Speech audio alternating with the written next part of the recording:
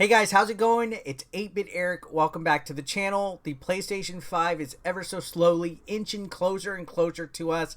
We're getting there by the day. The next console generation is upon us.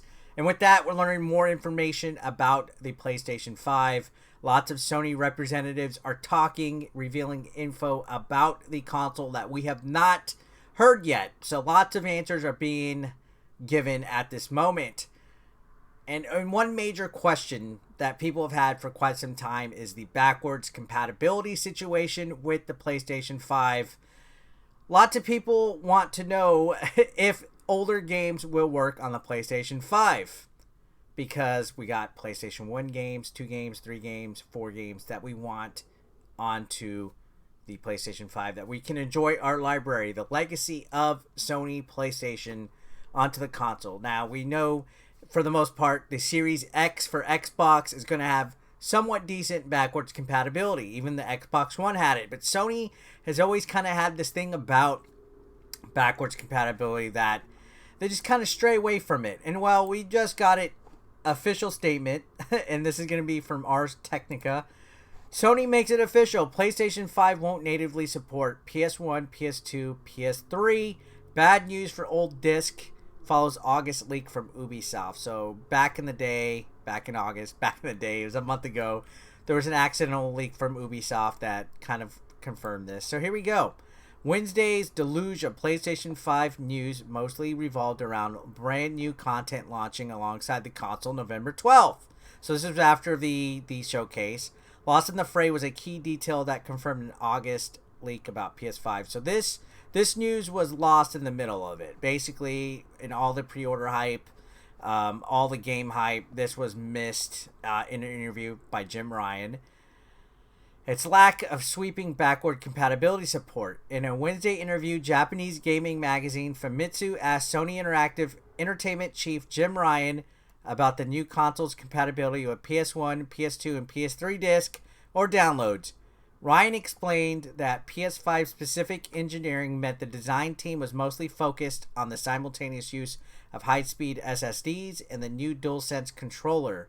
This prevented Sony from delivering compatibility with older consoles, Ryan told Famitsu, even though he made clear that Sony wanted to support PlayStation 4's 100 million players by developing compatibility with 99% of PS4 games, since we thought they would like to play PS4 titles on the PS5 as well. So this all but confirms that most of their development was focused on some of the tech in the controller, and that PS4 games, 99% of them, this is what we heard, will be compatible. I want to know what the 1% of games for PlayStation 4 are that aren't compatible on this. But here's the hot take that Jim Ryan does, and you're going to hear this, especially if you're an advocate for backwards compatibility. You're going to hear this hot take and kind of shake your head at what he's about to say. Especially as a retro gamer behind me.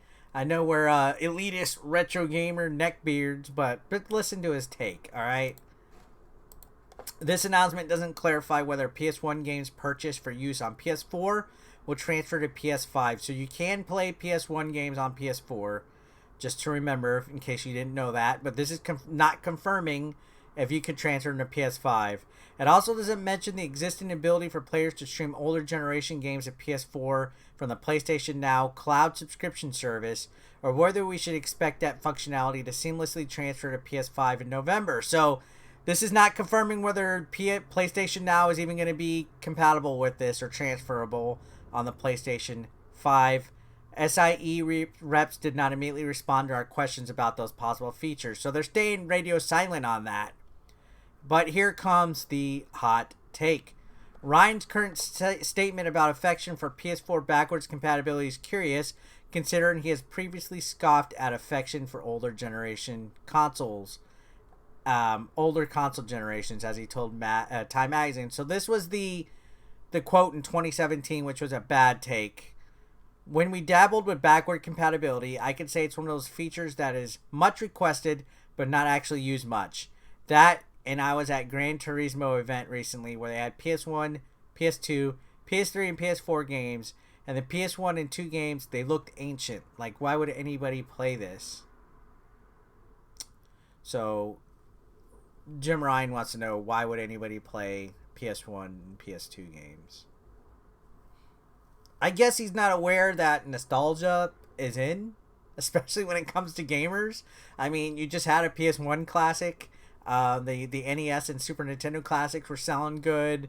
I mean, people want Mario 3D collections. People want All-Stars collections. So why would you not replicate what Nintendo's doing? Nintendo's having a lot of success bringing old games to the Nintendo Switch, porting over stuff, having it available on the online service.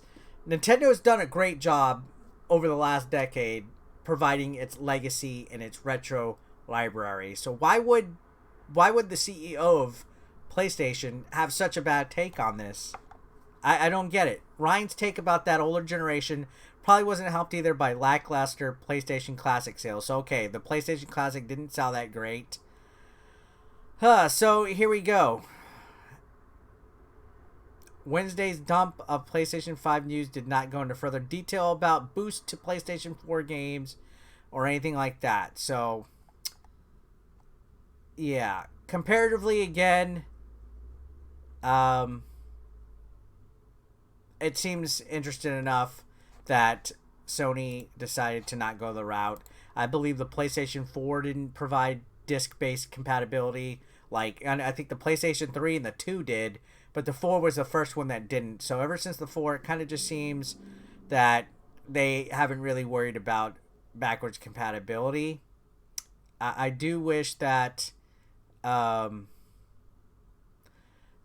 wish they would take a better approach at it anyways, if that was my take. I don't like this whole, why would anybody want to play that take that came up. I think Microsoft does a fantastic take on the backwards compatibility, especially on the Xbox One, being able to play some of those games. You can go to GameStop and they clearly label some of them, and they have a list on their website and stuff like that. I mean, that's how I got to play Knights of the Old Republic, was on the Xbox One, because I had it in my disc in my console selections, and I was like, you know what, I'm gonna pop that in. And that was just an enjoyable feeling, because having your old consoles is nice and everything like that and setting it up, but when you're pressed for room like I am, I can't have that. That's why I love the Xbox One's backwards compatibility, and I love how they're going to have that on the Series X as well, or the backwards compatibility that they have going on to that at least sounds enticing and stuff.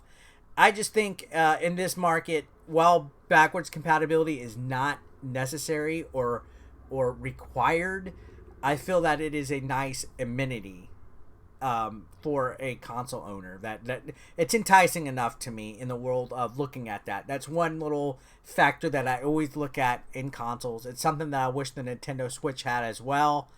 So yeah, 99% with the PlayStation 4, but it's confirmed it will not use 1, 2, or 3 natively. So that's unfortunate in my opinion. What do you guys think? Comment down below. Let me know your thoughts in regards to this. Subscribe if you haven't already. I will see you guys on the next one. Have a great day.